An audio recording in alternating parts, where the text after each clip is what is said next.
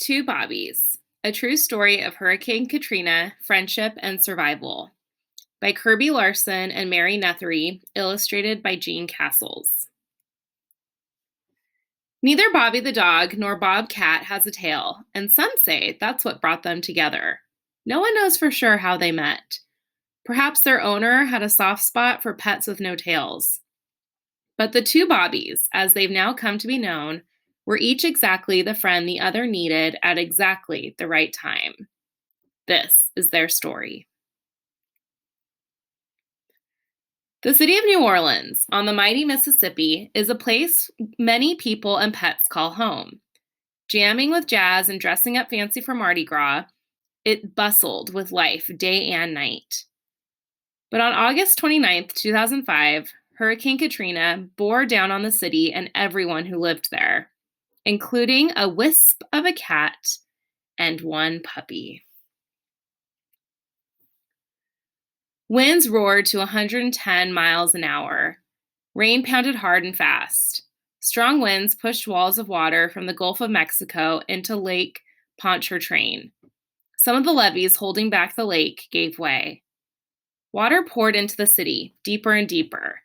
People who had stayed through the storm were finally forced to leave their homes. They had to say goodbye to everything they loved. Many were told they could not take their pets. Bobby and Bobcat were left behind. Bobby had been tethered with a length of chain. Bobcat stayed by her side. Together in the silent heat, they waited for help to come.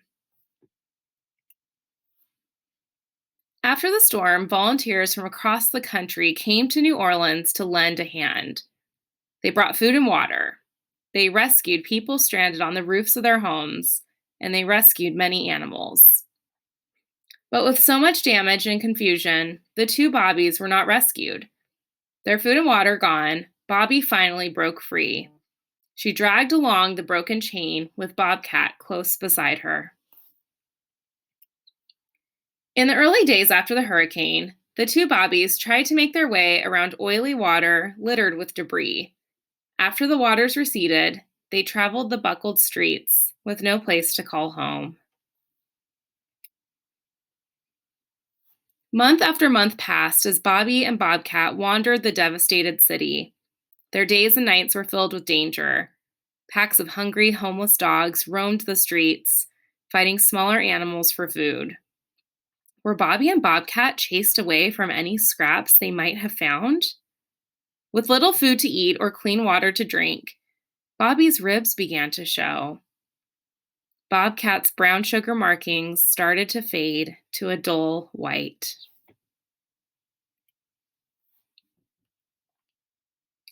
One day in January, 4 long months later, Bobby and Bobcat strayed onto a job site. A construction crew hammered and sawed, fixing up a motel damaged by the hurricane. A worker's dog rushed over to play with Bobby. The dog's owner, Rich, noticed Bobcat too. He saw how thin the two strays were and began feeding them.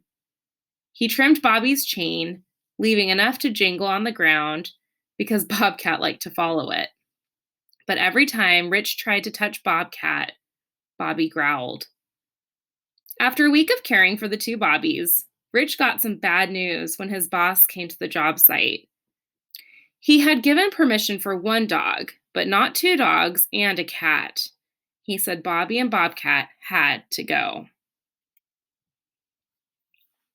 Rich was determined to take them to a safe place, but Bobby still growled whenever Rich got too near Bobcat. She would not let him pick up or even touch her friend. So, Rich rattled a bowl full of kibble. Bobby followed the food to Rich's van, and Bobcat followed Bobby. Rich drove them to a temporary shelter that Best Friends Animal Society had set up in Celebration Station, a former video game arcade.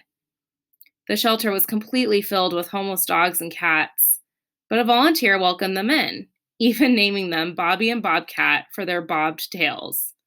They were placed in separate rooms. All night long, Bobby howled and barked. Bobcat paced back and forth.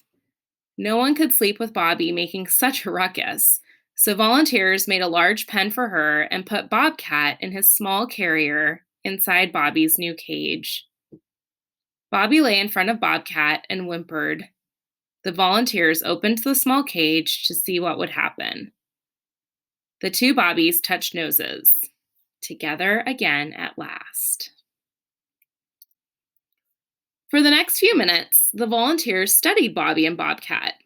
They noticed how Bobcat stayed close to Bobby. They saw how he walked with his neck stuck out and how he carefully lifted his front paws, placing them down as if he were unsure of what he might step on. Someone waved a hand in front of Bobcat's face. Bobcat did not jump back. Another volunteer waved her hand. Bobcat did not even blink. Everyone was stunned. Bobcat was blind. All that time on their own, Bobby had been Bobcat's seeing eye dog. The volunteers, and even an ace pet detective, searched for their family, with no success. 1 month later, Celebration Station closed its doors. But Bobby and Bobcat still did not have a home. There was only one thing left to try. The two Bobbies made a television appearance on CNN's Anderson Cooper 360. The very next day, the Best Friends volunteers left New Orleans. One of them drove Bobby and Bobcat to the Best Friends Animal Sanctuary in Utah, where they would stay until a new family could be found. They were on their way west when the news came in. Hundreds of people wanted to adopt them. It would take a very special family to adopt them together. The volunteers made a list and invited everyone on it to come and meet the two Bobbies. Only Melinda and her Boston Terrier Gus Gus made the long trip to Utah. That night, Bobby and Bobcat had a sleepover with Melinda and Gus Gus in one of the cottages on the sanctuary grounds. Would the two Bobbies choose Melinda? The next morning, everyone knew the answer. Bobby and Bobcat were stuck to Melinda like Velcro. They also liked Gus Gus, and he liked them. Finally, Bobby and Bobcat had found their new family. Now they live with Melinda, Gus Gus, and Amelia on a ranch in southern Oregon. Bobcat has a window seat to sit in. He likes to play with a robot vacuum cleaner. He turns it on all by himself. Bobby helps with the ranch chores. She goes along on horse rides. On hot days, she lounges in the frog and fairy pond. At the end of every day, Bobby and Bobcat snuggle up together. They have toys and treats and lots of new friends. Even a camel. Best of all, they have each other. After the storm. Like thousands of others, the two Bobbies lost their family and everything dear to them when Hurricane Katrina hit New Orleans. After they came to live with Melinda and Gus Gus, their veterinarian discovered debris and grit deep inside Bobcat's ear canals. His right eardrum was broken. Did Bobby snatch Bobcat from the dirty floodwaters that had filled New Orleans? No one will ever know. But it is very likely that a blind cat like Bobcat would not have made it without Bobby's protection. In turn, Bobcat's friendship may have made Bobby stronger and given her a reason to go on. Bobby and Bobcat survived Hurricane Katrina. They did it by lending each other a paw. And that's a picture of the two of them at Celebration Station.